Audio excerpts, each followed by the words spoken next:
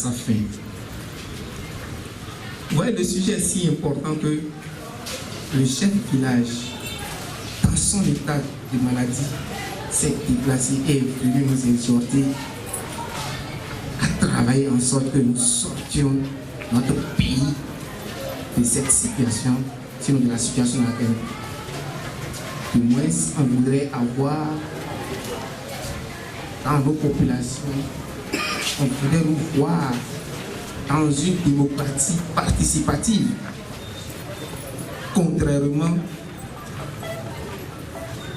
au type de démocratie que nous menons dans nos États aujourd'hui, c'est la démocratie représentative, c'est vrai, c'est un effort, mais ce n'est pas la fin du monde. Il faut aller à la démocratie participative. Alors, je me suis tenté de dire, comme mon père à son âme, le général Mathieu Kérékou disait, si vous êtes prêts, moi aussi je suis prêt. Parce que lorsque la case de ton frère brûle et que tu restes indifférent, sache que ce feu-là peut arriver à ta case. Et c'est pour ça que je remercie vraiment les initiateurs de l'université sociale, parce que ce n'est que de cette façon que nous pouvons nous donner la main en Afrique de l'Ouest pour pouvoir changer le visage de nos pays. Ceci étant, je voudrais rappeler une fois la citation de John Clayton Thomas qui dit: l'engagement du public est essentiel à l'efficacité de l'administration publique. Si vous et moi nous ne nous engageons pas, l'administration publique ne bougera pas. Je viens de finir un projet avec l'Union européenne où on a donné la parole aux acteurs, dont les citoyens que nous avons formés à la base, qui ont pu bouger les maires pendant 3 ans et demi. Ce n'est pas facile, hein? Vous êtes des ennemis pendant 3 ans et demi, mais après ils reconnaissent que vous avez fait bouger les choses. Et ce n'est que la satisfaction morale que nous on a. C'est pour ça qu'on dit un engagement citoyen.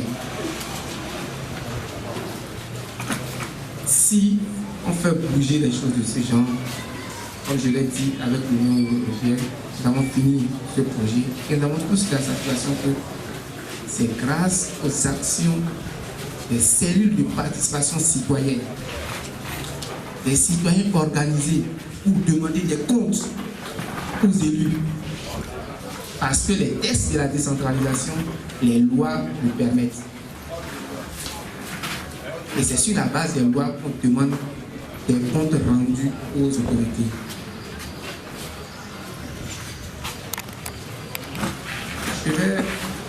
D'abord, je ne vais pas vous faire l'injure de vouloir définir la société civile. Mais simplement, je voudrais dire que la société civile est un espace privilégié d'expression de notre engagement, qui doit être un engagement citoyen. En dehors de la société civile, je ne crois pas qu'on ait un cadre propice pour s'exprimer de façon valable sans être taxé de X, de Y. Alors, quand on parle de société civile, tout de suite, il y a des notions qui sont associées à la société civile. On nous voit dans la gouvernance, n'est-ce pas? On nous voit dans la gouvernance, on nous voit dans la citoyenneté. Et dans la citoyenneté, on nous exige nos devoirs. Je n'ai rien contre ça. Mais qu'on accorde aussi le droit de réclamer les droits. Alors pour être un bon citoyen, il nous faudra jouer sur ces deux volets, à savoir le volet du devoir et le volet des droits. Alors comment on peut percevoir l'engagement des citoyens, du citoyen africain dans une communauté en proie de multiples défis de développement, notamment gouvernance politique, gouvernance socio-économique, gouvernance environnementale. Et je me réjouis d'avoir entendu ici qu'on a prévu une table ronde pour le secteur minier. C'est ça, la gouvernance dans ce domaine. Les gens vivent sur du trésor, mais à l'autre côté sont dans la misère. Comment ça peut s'expliquer? Alors, dans ce cas, on ne peut que réagir avec quelques apports de solutions en se mettant en groupe et en se faisant entendre, notamment à travers la société civile. Alors, je voudrais tout de suite faire une clarification. L'engagement politique est incompatible avec le travail de la société civile.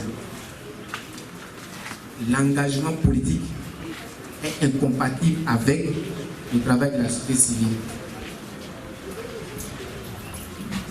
Les chats se reconnaissent dans la nuit profonde. Si vous mettez pied dans leur couvent, ne revenez pas leur faire des propositions et pensez que ces propositions seront acceptées.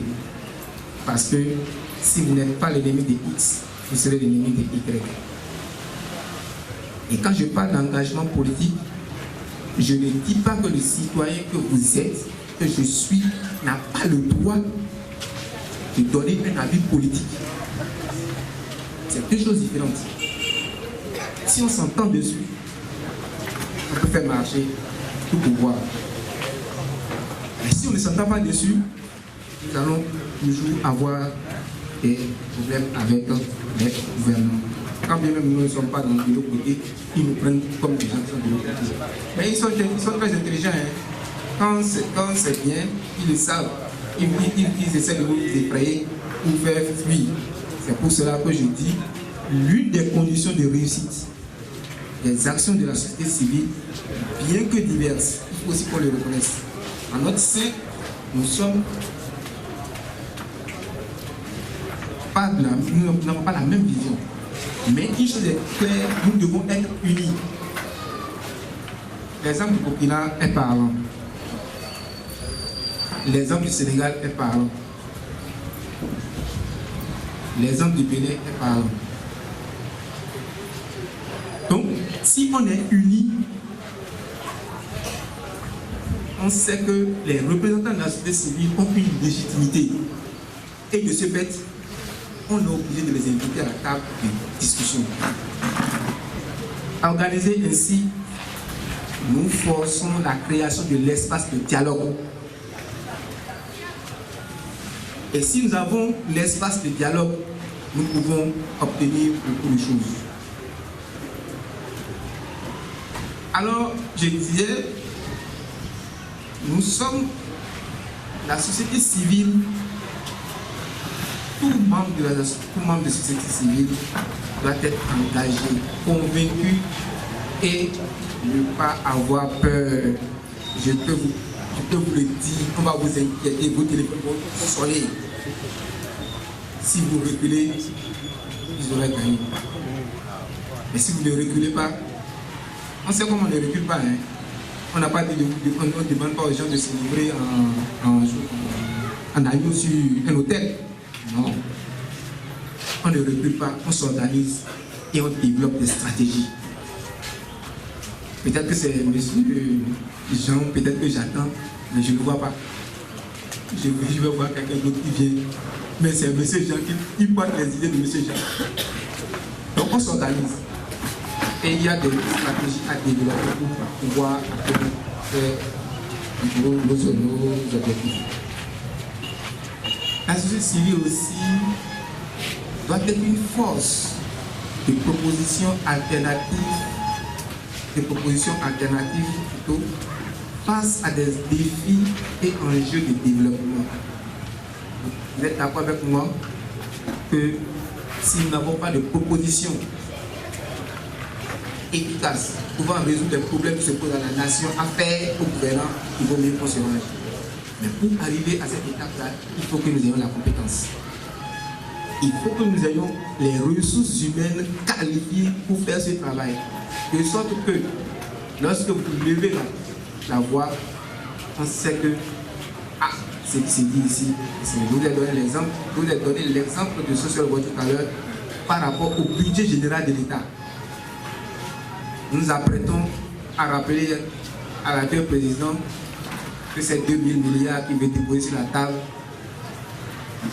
de l'Assemblée nationale. Excusez-moi du terme, mais nous le disons comme ça sans état d'âme, c'est une utopie. Parce que nous ne pouvons pas mobiliser 2 000 milliards. Quand nous nous référons aux 10 dernières années, nous savons dans quelle fourchette nous évoluons. Donc, il est permis de rêver. Dans un temps passé, on a dit à quelqu'un qui nous a traité d'opposants que nous, on était la caisse de résonance des opposants. Le chemin faisant, tenez-vous tranquille. Au mois de juin, il y a le collectif budgétaire, on a envoyé une autre demande au ministère de casser les budgets sectoriels. Et puis, à 3 mois de la fin de l'année, une autre circulaire encore sortie, et on a finalement demandé qui avait raison. Donc, il nous faut un personnel qualifié, des ressources humaines qualifiées pour faire des propositions alternatives, crédibles.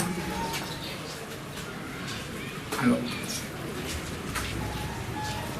je crois que de longue date, les aspirations démocratiques ont été vives dans les pays comme le Togo en 2005.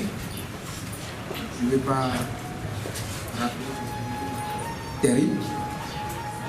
J'étais à côté, mais j'étais de cœur ici. Cameroun en 2008, Ouganda en 2011, Sénégal en 2012 et tout récemment au Burkina Faso en 2014. Il ne faut pas oublier la République démocratique du Congo aussi en 2015. Donc, il y a une forte aspiration démocratique dans tous les pays de l'Afrique de l'Ouest. Et ces aspirations-là demandent nécessairement qu'on s'organise. Qu'on s'organise et qu'on se mette véritablement au travail en nouant des alliances entre nous-mêmes, OSC, et avec les gens de l'administration publique. Tenez-vous tranquille, tous à l'administration publique ne sont pas d'accord avec ce qui se passe. Alors, pourquoi s'organiser? Pourquoi faire de la participation citoyenne? Parce que, premièrement, nous avons le devoir de la responsabilité sociale à assumer. On dit une génération qui n'assume pas fuit et disparaît. Donc nous devons assurer forcément notre responsabilité sociale. Mais aussi parce que en assumant cette responsabilité sociale, nous participons à la bonne gouvernance. Et il y a la bonne gouvernance politique, la bonne gouvernance économique, la bonne gouvernance environnementale. Il y a aussi l'efficacité du développement. Et en faisant de la participation citoyenne, rassurez-vous que vous renforcez vos moyens d'action. Vous renforcez inéluctablement vos moyens d'action. Alors, je vais vous donner peut-être les fondements juridiques de la participation citoyenne, du contrôle citoyen de l'action publique. C'est vrai, je vais me baser sur la Charte africaine des droits de l'homme et des peuples, notamment en ces articles 13 et 29, alinéa 2, où il est clairement stipulé que tous les citoyens ont le droit de participer librement à la direction des affaires publiques de leur pays, conformément aux règles édictées par la loi. L'individu a en outre le devoir de servir, et non la possibilité, le devoir de servir sa communauté nationale Autrement dit, vous et moi, nous avons le devoir d'être. Nous sommes redevables vis-à-vis de la nation. Et la nation commence par nous. Et nous sommes obligés de demander des comptes à ceux à qui nous avons confié un mandat. Je vais m'arrêter à la charte parce que il y a une panoplie de règles au Bénin que nous expliquons au maire, au ministre, au président de la République lui-même, qui n'a pas encore fait la déclaration de ses biens, et c'est ça qui est actuellement, c'est ça qui est sur le tapis dans le pays actuellement. Donc, c'est pour dire que quand la loi elle est prise, elle s'impose à tout le monde. C'est vrai, comme le dit mon patron, personne ne peut être contrôlé. Hein. Quand on parle de contrôle, c'est fini. Tout le monde nous envoie la mine. Or, avant d'arriver au poste, on savait qu'il y avait l'exercice de contrôle qui était là. C'est juste pour vous rappeler que pendant les élections présidentielles, législatives, communales, contrairement à ceux qui disent que la société civile doit se déclarer, j'ai dit non, c'est en ce moment que la société civile doit agir. Parce que nous ne partons pas en conquête de pouvoir, mais nous allons rappeler à ceux qui vont pour le pouvoir qu'il y a cet exercice-là qui vous attend. Est-ce que vous êtes prêts? Donc, il y a une panoplie de règles, de lois, tout ça, que je vais vous dispenser parce que le temps s'en va.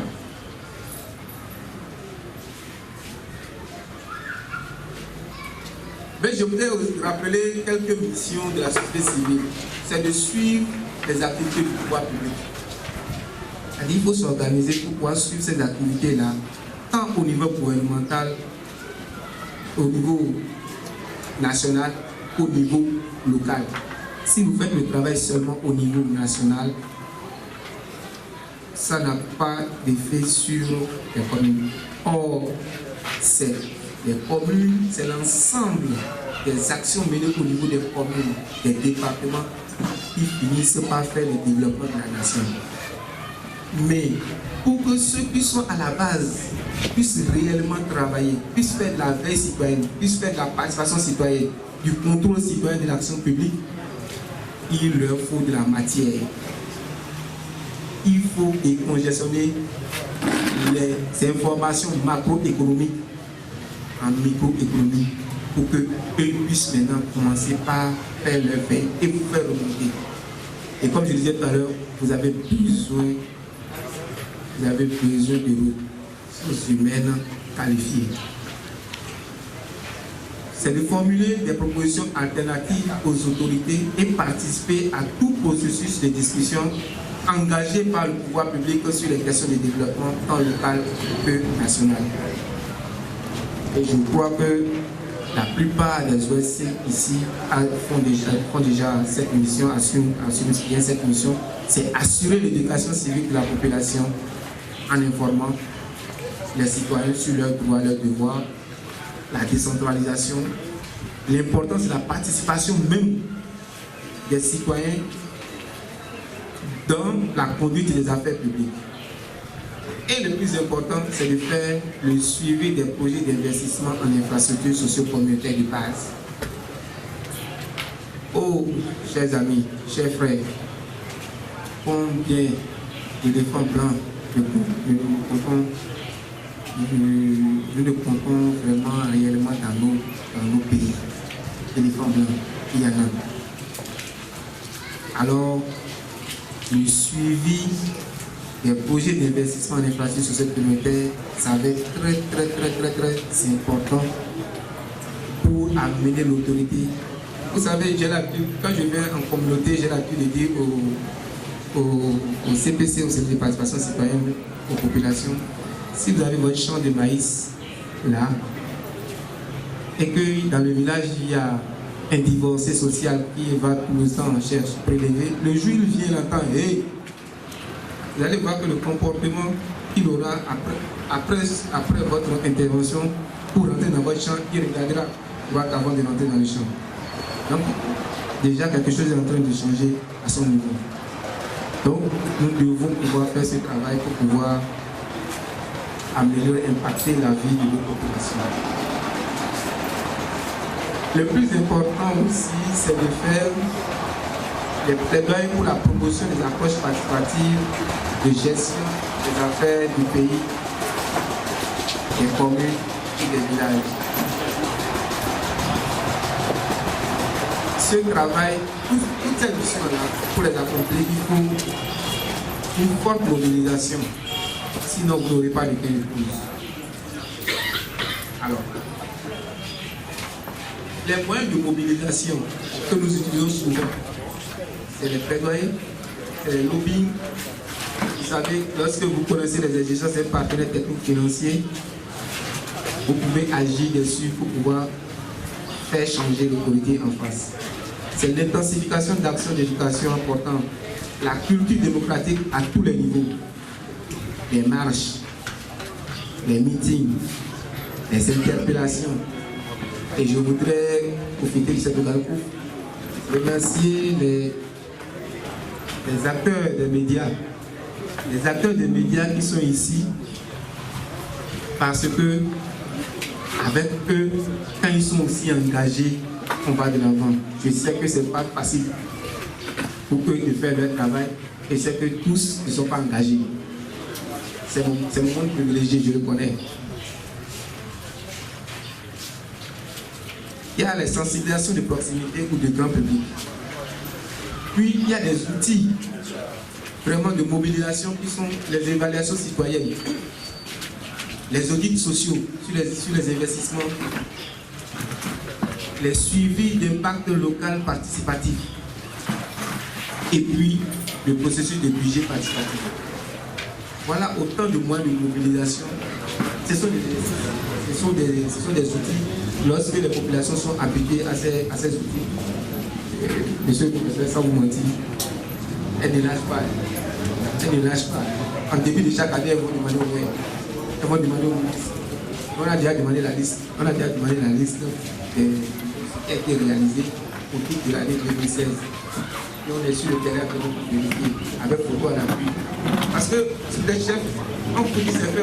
Vous avez vu, la liste, vous l'avez dit tout à l'heure, hein? C'est fait. Oh, le peuple mange bien, il n'y a pas de problème. Et lorsque vous brandissez un rapport de terrain, va diligenter une mission pour aller voir si c'est vrai. Je peux vous dire que dans une commune du nord du Bénin, après cet exercice-là, le maire a refusé de payer 7 entrepreneurs parce que les travaux n'ont pas été bien faits et les cellules de participation citoyenne ont remonté l'information et nous avons mis ça dans notre base, la plateforme. Donc, ces gars, ils sont interpellés. Si on se met dans cette dynamique, c'est sûr qu'on va faire bouger les choses. Alors, j'ai parlé de ce qui se fait de façon globale. Mais lorsque j'ai consulté le TDR, on m'a dit de parler du cas du Burkina Faso. Je crois que je vais rapidement dire que le contexte a été favorable au Burkina tout simplement parce que le fruit a eu le temps de pourrir, de sérieusement pourrir. Et les causes profondes de cet engagement citoyen, c'était l'impunité généralisée, la corruption endémique. Alors, très tôt, dans les années 80 déjà, il y avait le mouvement burkinabé des droits de l'homme, qui s'est distingué dans la promotion et la défense des droits humains. Ces membres, certains de ces membres ont participé à la rédaction de la Constitution. Vous savez que l'article 37 a fait l'objet de grands mouvements de contestation Et la tendance, vous le savez très bien, la tendance dans nos pays, c'est que quand on a accepté de venir faire 2 mandats, on finit le mandat, on s'arrange pour modifier la constitution et on continue. Il y a des pays qui ont dit non. Et je peux citer le Burkina, le Sénégal et tout récemment